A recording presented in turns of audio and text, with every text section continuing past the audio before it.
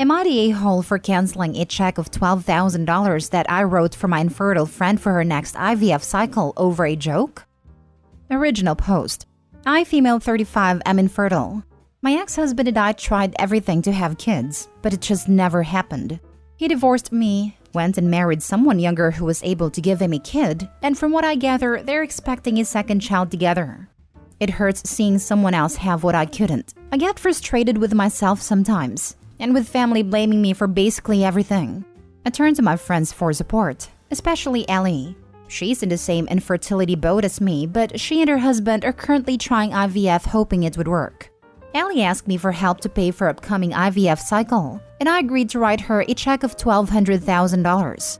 I really wanted to help her, and the money came with no strings attached. I wrote the check and gave it to her last week. She was very appreciative of it. The very next day, I got a sudden message from a mutual friend, Carol, with a screenshot of the conversation she had with Ellie. Turns out she and Ellie were talking about the next IVF cycle, and Ellie said she hoped the cycle would work because she didn't want to end up being divorced and having her husband go marry someone younger and have a baby with them and another one on the way. While she's alone and without a family at 35, she's 32.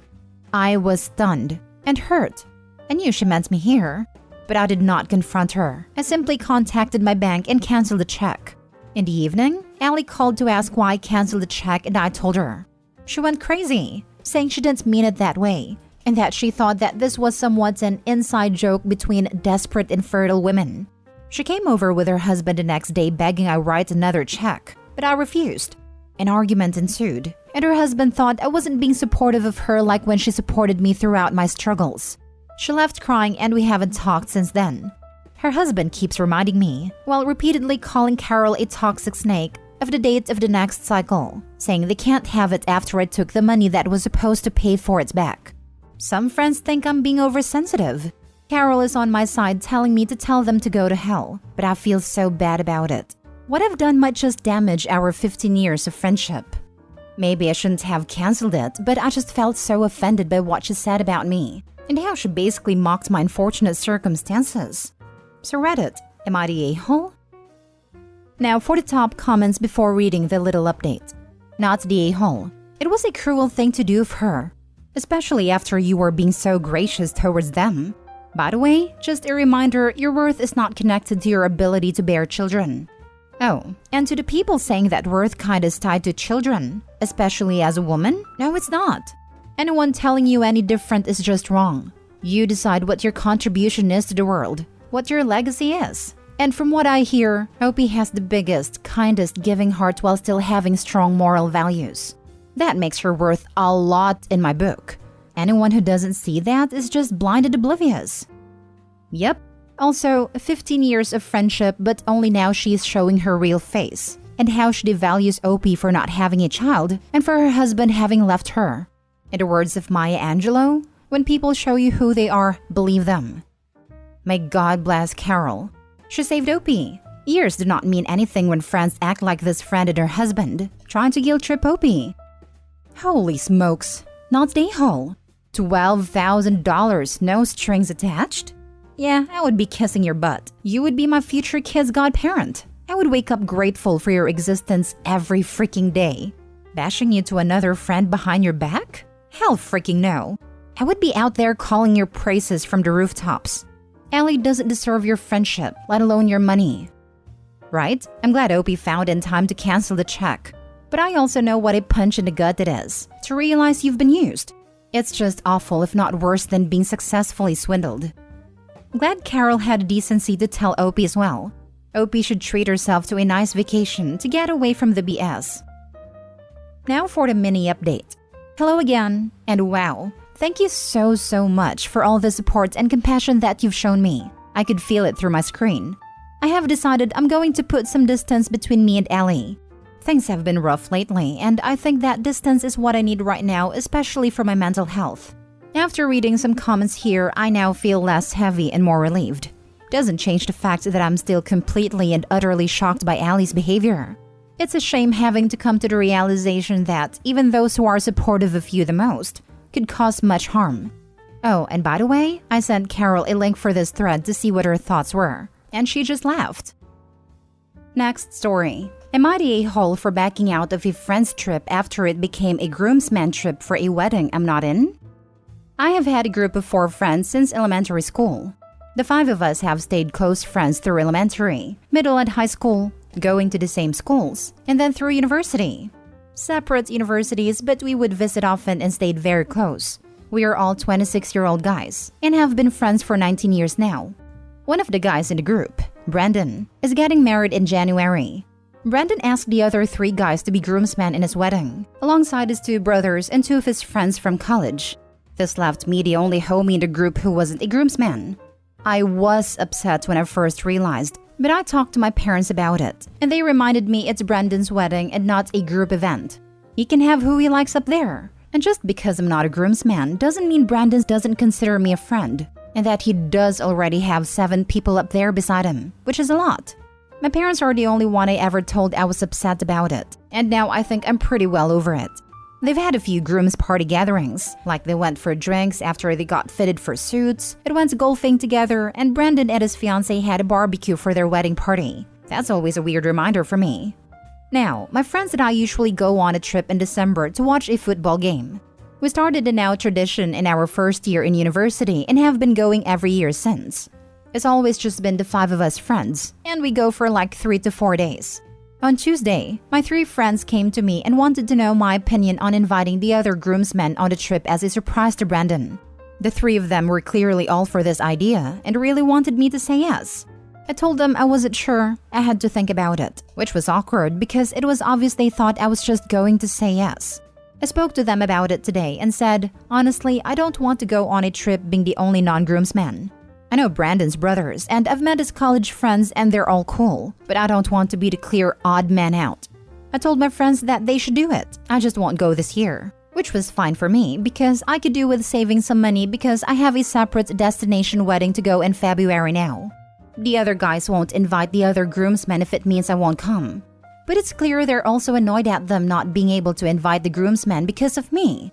One of my friends spoke to me separately and he told me he really thinks I'm not fair or a good friend and asked if it's because I resent not being a groomsman. Feels like any decision I make besides agreeing to go on a trip with the 4 other groomsmen is going to make them mad at me. Am I the a-hole for backing out of the trip if I'm going to be the only non-groomsman? Not the a-hole. You didn't make a big deal about not being a groomsman. They are the a-holes for ruining the trip that has been a tradition for years. If they want the others to come, then you have every right to stay home. At that point, it's no longer keeping the tradition, but changing it to a wedding event. Yes, OP, just simply tell those other 3 friends that you have a pricey planned trip in February. So making this a groomsman party this year works for everyone. And leave it there. Any backlash you get, just know that it's all about them. And have fun at the destination wedding. This right here. Brandon created this dynamic and the guys need to understand why it'll be uncomfortable for you to participate. Unless Brandon is going to explain why you weren't invited, and it's a legit reason, hard to think of one, that's not simply doesn't view you as a close friend. You absolutely should not feel like an a-hole for refusing to go on this trip. Not the a-hole. Yes, this isn't really about OP not being a groomsman. It's about there being a lot of other activities that OP has been left out of because he's not a groomsman, and him not wanting to feel like an outsider when the event is a group thing that he should be central to. The others are getting carried away with the groomsman group to OP's detriment. It's a wedding party. It doesn't have to take over all of their activities for the year. And now they want OP to go along with their idea, because if he agrees then everything's okay. And they don't have to feel guilty about recentering themselves to a group he's excluded from. And you know, if all the groomsmen come, then there will be a lot of talk about the other things they've been doing that OP was left out of. Some things that he actually could have been included in if it was just that they couldn't have one more groomsman on a day. Next story. Am I the a-hole for yelling at my husband for making my daughter feel bad? So my oldest daughter, who I'll call May, is 16. She has a job, has had it for about 5 months. Out of all the children, she's the most mature. She's also good at saving, but she rarely spends money on things she enjoys, and instead keeps it in her bank account. My husband wanted to have her start paying her phone bill immediately. It would have been $50 monthly, but I said no and eventually compromised at the beginning of October. Note that my husband, her stepfather, is very money tight and he tells her to pay everything she wants. Now, I agree with this somewhat, as she should be monetarily responsible so she's ready for college. But he wants her to pay for everything. Anytime she asks for something, he'll respond with, "You have money, buy it yourself." Now fast forward to today. May has been out of town on a trip with her class, and she was going to be gone for a week. Because this is a national event that happens every year and there in the city, everything is very expensive. She has a credit card under her name that is connected to my account, and I said she could use it for meals, breakfast, lunch, dinner, but snacks and souvenirs she would have to buy on her own. She called earlier and we were talking while my husband was in the room. She started complaining about how expensive everything was, and she jokingly said she was going to go bankrupt once she returned from her trip. I told her not to worry about it, and if she needed, she could use her credit card for whatever.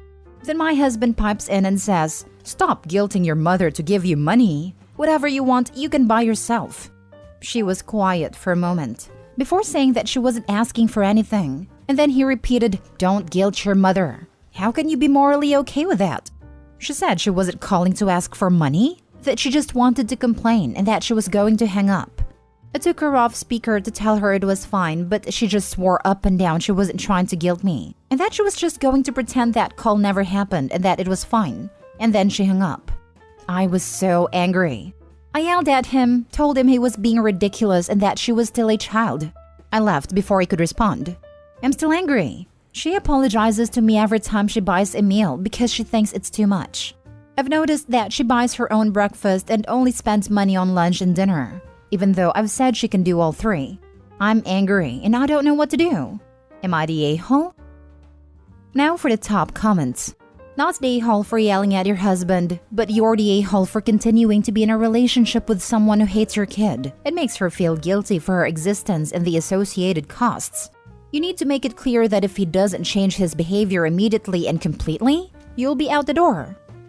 That's something I don't think is truly highlighted. He's literally making her feel guilty for existing in their lives. She's 16. You should be paying for her meals and the things she needs for school and life. He's definitely a, you can stay here and pay rent and utilities at 18 or you can find a new place to live kind of man. And that's just unacceptable. I have a brother who is in his 40s and doesn't pay his own cell phone bill. He's on my parents' plan and it's $10 a month. So I don't know what plan your daughter is on that it's $50. Unless your a-hole husband thinks she has to have her own plan, just so he can then turn around and decide to stop paying for it. Yeah, buying groceries causes me physical pain because my dad acted like the $5 for a middle school field trip was going to put us out on the streets. He'd snarl and pick at us anytime we needed money. I do not speak to my father anymore. Doing nothing is taking a side OP. If you stay, you're showing her who you choose. You're the a-hole for marrying a man that treats your daughter this way. She's 16, still a minor. You are responsible for feeding her and should be paying all of her expenses, within reason, until at least 18. Let her save her money to build a future.